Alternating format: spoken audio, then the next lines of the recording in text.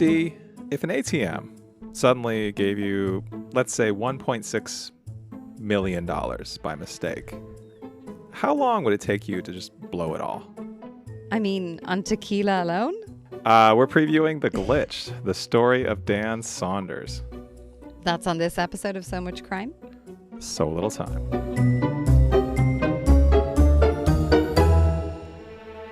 Welcome to So Much Crime, So Little Time. I'm Jeff. And I'm Dee, and in this episode, we'll introduce you to The Glitch from Podshape. If you haven't listened to The Glitch, that is perfectly fine. This is one of our preview episodes.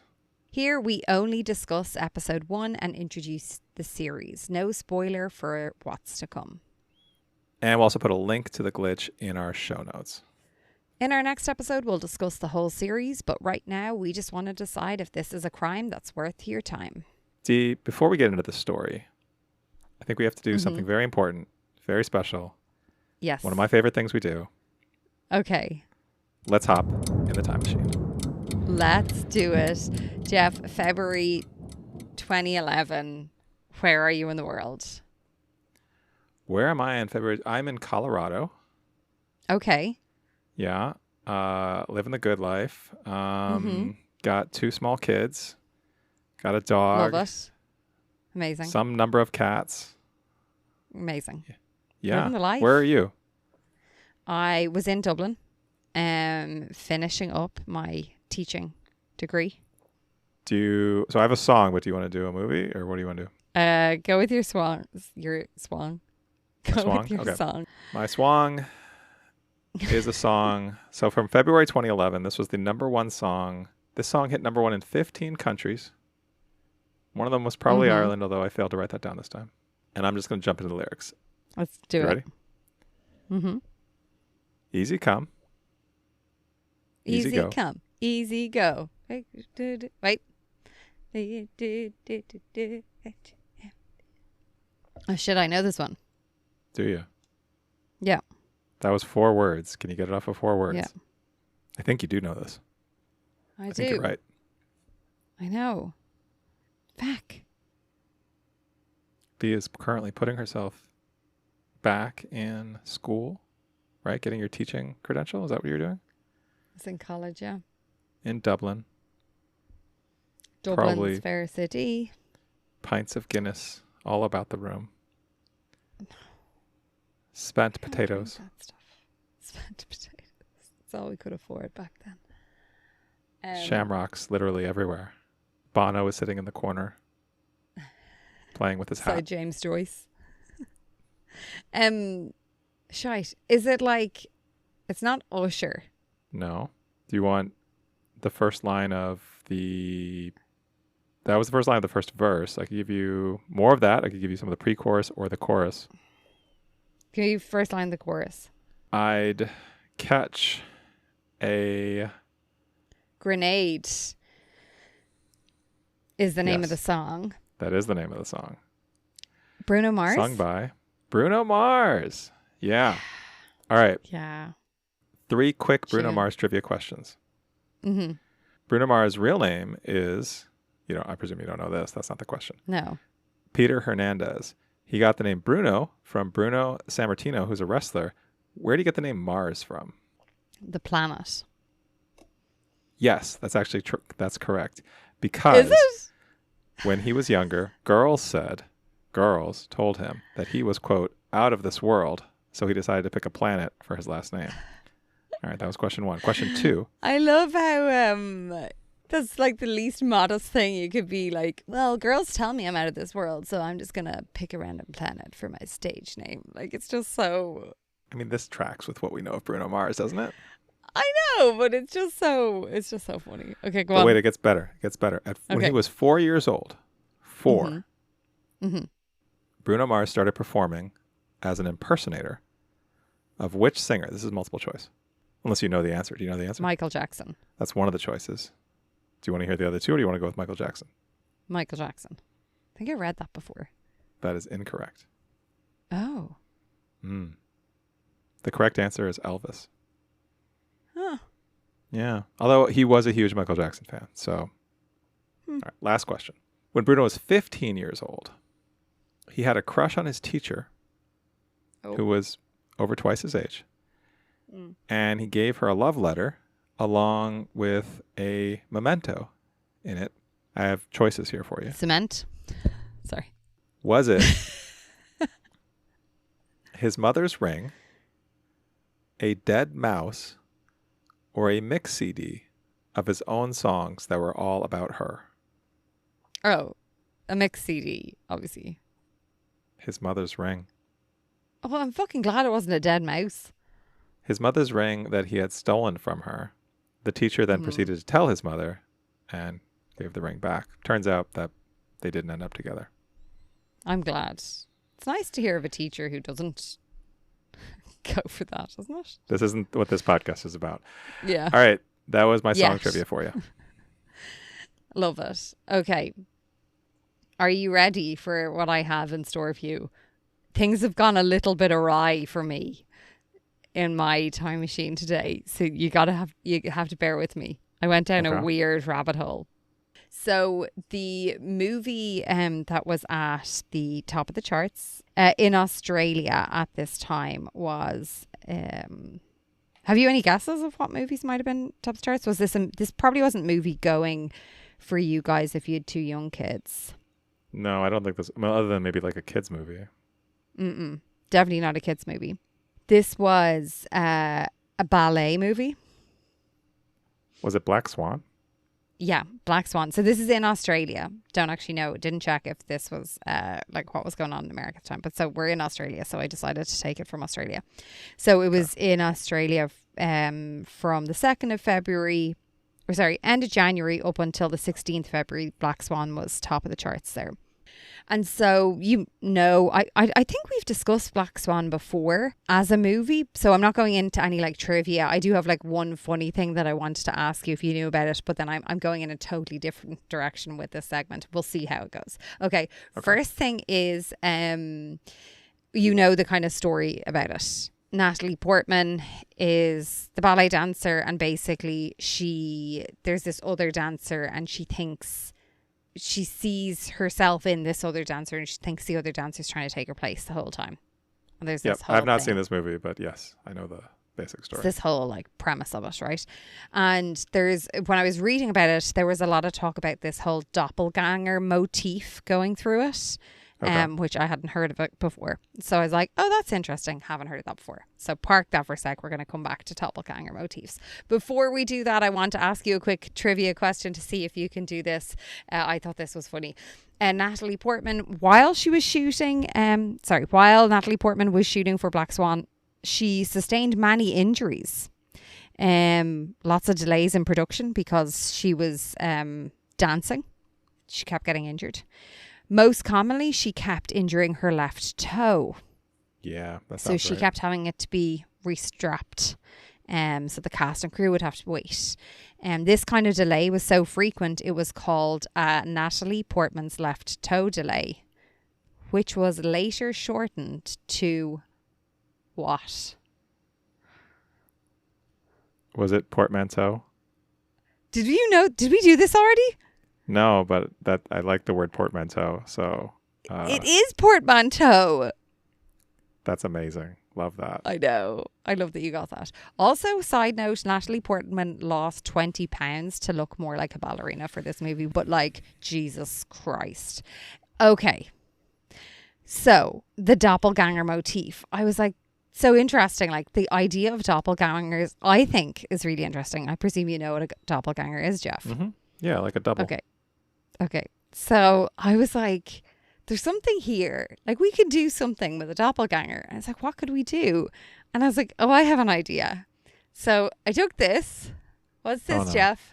Oh, no. It's a picture of me from our website, somuchcrimesolotime.com.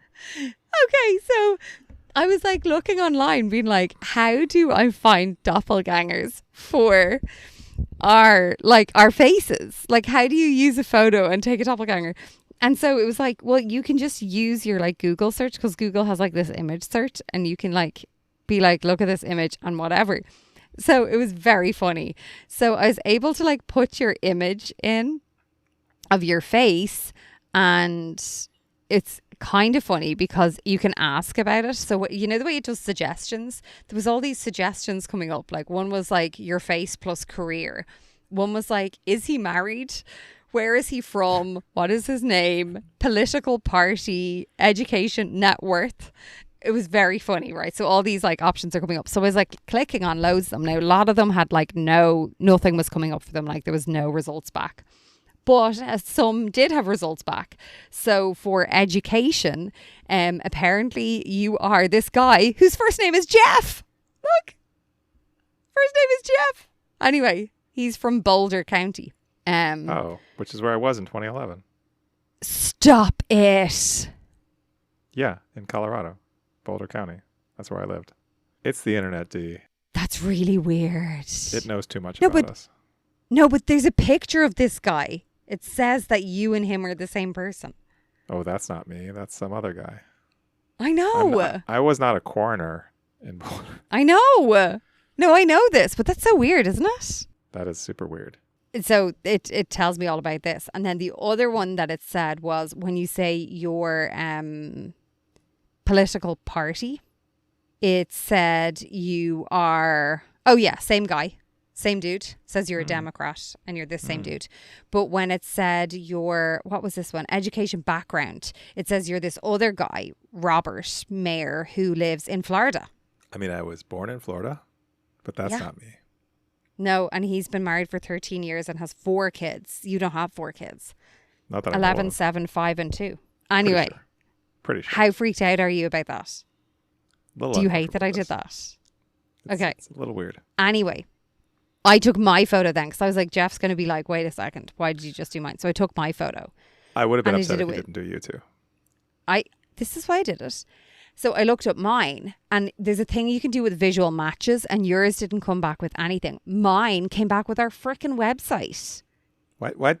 My picture is next to your picture on the website. I know. So I don't know what that's about.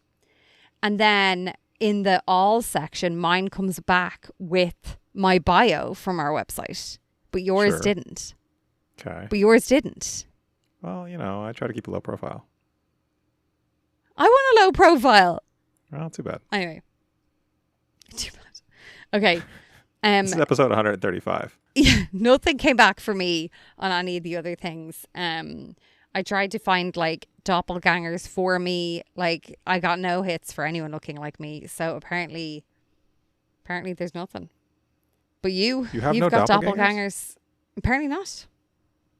So says Google Image. Now apparently you can do like apps, but I don't want to give I don't want to do that. I told you about the time when I was younger. Actually, this predates 2011. This is in like 2005 when I worked in Barnes & Noble. Yeah. Is this the story that someone thought you were someone famous? Or thought someone was famous was me. Thought Ben Affleck walked into the store and a woman who worked there thought it was me. And turns out it was actually Ben Affleck. How many times do you reckon you've told that story? Probably at least 20 too many. Yeah. Like it was old. Just 20 to times me ago. or like in, yeah. Just to you. Yeah. So 21 at least, I'm going to say. It was good once. That's so funny. Do you, so Ben Affleck you're saying is your doppelganger. I don't think I have any doppelgangers. Well, used to be. I don't think we've aged the same. Turns out. So like Jennifer Lopez has aged a certain way and indeed. Yeah. Jennifer Garner, all of his gens. That was that. You're welcome. That was our time machine. I think maybe we should put some of those doppelgangers into our Patreon. And when we do, why don't you go on to our patreon.com/so much crime, so little time and join us there. You'll get longer time machines, early release episodes, bonus content, outtakes, and you'll also get that warm and fuzzy feeling, not from the whiskey, not from the tequila, but from supporting a teeny tiny independent show like ours. Thank you so much for the support, and we hope you enjoy the rest of the show. All right, Dee, let's talk about the glitch. So this podcast came out in 2022. The host is Jay Walkerden, There are 9 episodes. They're about 30 minutes each. But what was the story we heard from the first episode? All right, we meet Dan Saunders and learn his background. He was born in Australia. He likes sports, seems to like beer, and he likes having a good time. His dad dies when he's quite young, and they move to the Sunshine Coast, where he enjoys lots of partying and a very free lifestyle. Loose, I think he calls it. Very loose. He gets a job in a casino and then in a bar. And then one night he kind of discovers this glitch with an ATM that lets him take out $200, then $400, and then more without it ever seeming to impact his balance. Yeah. Jeff, what are your thoughts? This is a fun one. I don't know. I really enjoyed this. I thought this is kind of a lighthearted crime story. It's one of those stories of like, what would you do in this situation? How would you live your life? Like, we know what's going to happen. Like, it's in the first episode, I think near the beginning of the first episode, we know he's like, it's going to go wild for him. He's going to get a boatload of money. He's going to screw it up. He's going to end up in jail. But then he clearly gets out of jail because he's talking to the host in a hotel. So like it seems to work out okay for him. He seems to have a pretty good sense of humor about the whole thing. So I feel like this is sort of low stakes true crime.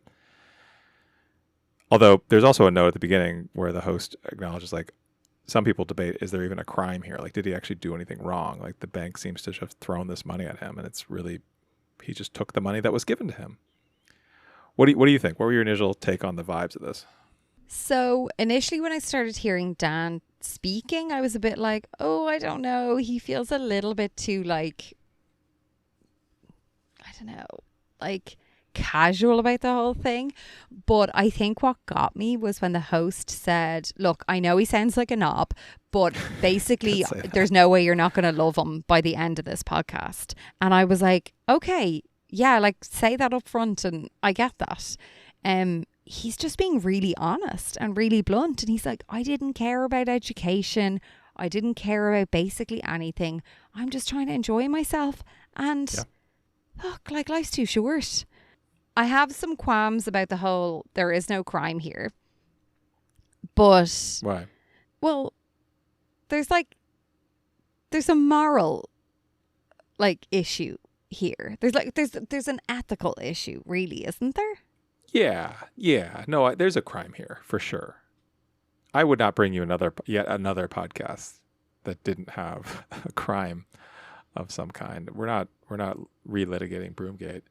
I did love the curling podcast, but there is a crime here. Like, you can't just take money, and then I don't know how he'll be charged. I don't know how he ends up in prison. I know they say he ends up in prison, so I don't get it, I suppose. What I liked about this first episode was, and I'm a little out of practice of listening to series. That was one thing I thought about. It was like, we've listened to so many one episode stories over the summer, and now this is our first one back listening to a full series, and it's been so long. This one, it's very self-aware. Like, the host talked about how, like, why are we spending so much time on his background? But the background actually gave us, I thought, some really interesting details where, he kind of sounds like a knob, and he calls that out, so that's nice.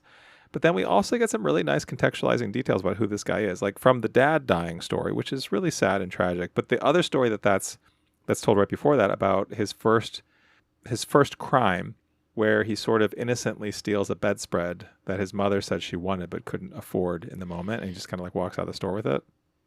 Yeah, but also, like, I do question, because we're never really told, like, who's saying this? Because is that him saying, oh, like, this one time, like, when I was 5, like, I did this thing, and, like, I'd never really did anything else before that.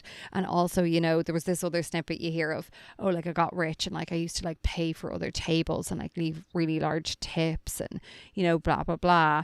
Like, trying to do for people, like, what I couldn't do. Like, did you, though? Like, who is, we don't know yet, like, how he was with money, and there was a lot of, like, oh, you'll see, like, the host even says, like, he speaks a lot about who his friends are, his friends that left, his friends that stayed throughout this. It feels a little bit like there's a lot of blame going on, and there's a lot of judgment from the people who stayed and the people who left. I'd also hazard a guess that this is someone who takes absolutely no accountability for anything in their lives. Kind of feels that way. Yeah. Yeah. And so I don't know. It'll be interesting to hear how it goes. Like even this whole like, oh, I got let go from a job because we like swam in a pool, but apparently we're not meant to swim in a pool. Like there's more to that story. You definitely swam in that pool when the pool was closed. Like you didn't just go for a swim during the day. You definitely swam in it, probably in the nip, probably after drinking a lot, probably disturbing other people when the pool was closed. Like 100%, I would say I would bet something if I was allowed to bet in California. I would bet something that is what happened. And yet we will hear the glossed over version. This is someone you've met before. You know this person. This person is not taking accountability and is going to tell you the parts of the story that make them look good. Yes, but if I can get a word in. Oh, do you not remember that this is how it goes? I'm remembering now. It's all coming back to me. Like Celine Dion. Go on. It's all coming back to me now. That was interspersed with a couple of these moments. So I mentioned the bit about his dad dying, but also the story from when he was about like 18, I think, working in this casino where the woman like died at the machine and they put a screen up and then people just sort of like super quickly go back to playing, like how much of a formative experience that is of like this woman just died and within a couple of hours it's as though it never happened, as though she never died there, as though her life never mattered and people are just like back to their gambling. I thought that was very like formative and like illustrative of what kind of shaped his worldview of like, fuck it, like let's just have a good time, let's go out and drink and enjoy life, and oh, this ATM is spitting money at me, let's live it up. Like life is fleeting and people don't care, and when I'm gone no one's going to remember. So like it didn't say that outright, but it was very strongly implied that sort of formed his worldview, his ethos. And so when this happened, like, what do you expect from this guy? This is the world he sort of grew up in. But I agree with what you said, but I think yes, and also this. So I don't know. I'm pretty excited to keep listening to this. I really want to hear about what happened. So it kind of leaves on a cliffhanger of like that day where he suddenly is like, oh, I can just take out all the money I want from this ATM with no consequences. And then it stops. And it like, we don't even get like the next day what he does. Just that he wakes up and he's like, oh, that wasn't a dream. That really happened.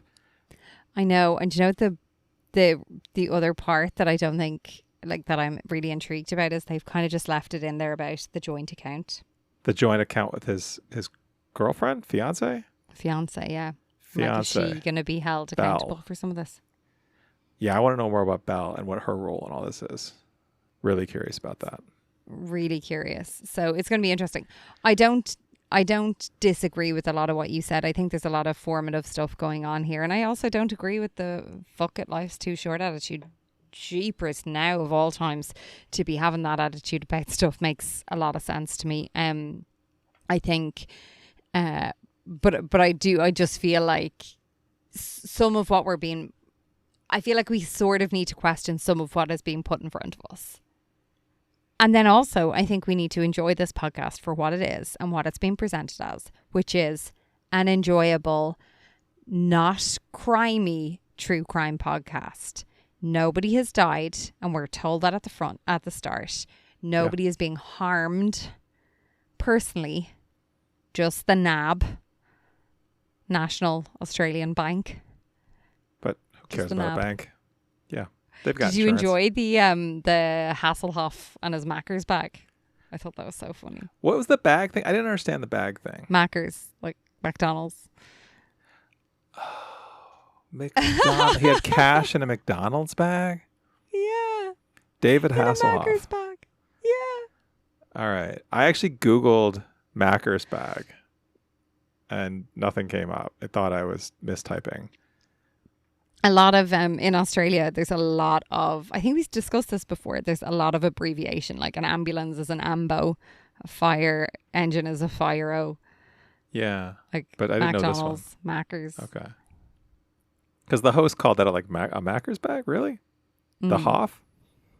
Mm-hmm. That was great. I am eager to keep listening. I think this is a great way to get back into crime after the summer. It's a nice end of summer kind of end of evening cool down drink. I don't know. I wonder which side of the spectrum we're going to be on at the end of this podcast. Like, are we going to think he is like more of a knob or more likable? Because like we've been promised that we're going to like him by the end.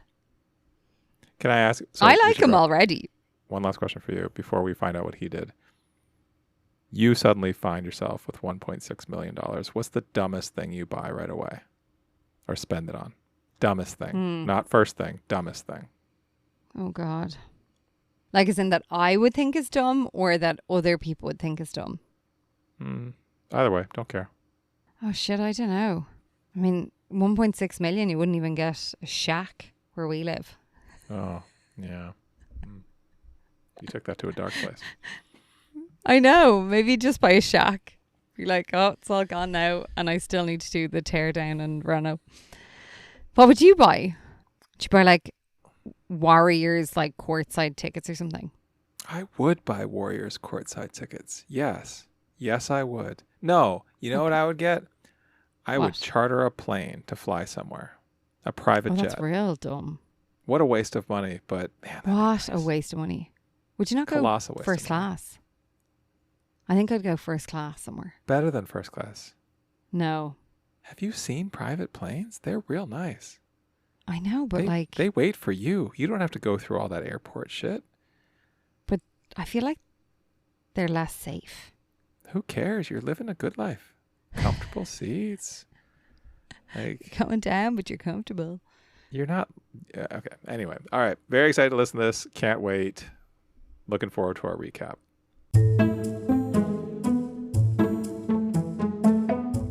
If you're listening, please leave a comment. Let us know. What would you buy? What would be the silliest thing you would buy for 1.6 million if you had that in your account right now? Not the first thing, as Jeff said, but the silliest. Tell us. We want to hear it. And while you're at it, don't forget to rate us and share the knowledge about this show. Let your friends and family know and follow along, listen along. Come back for the recap next week.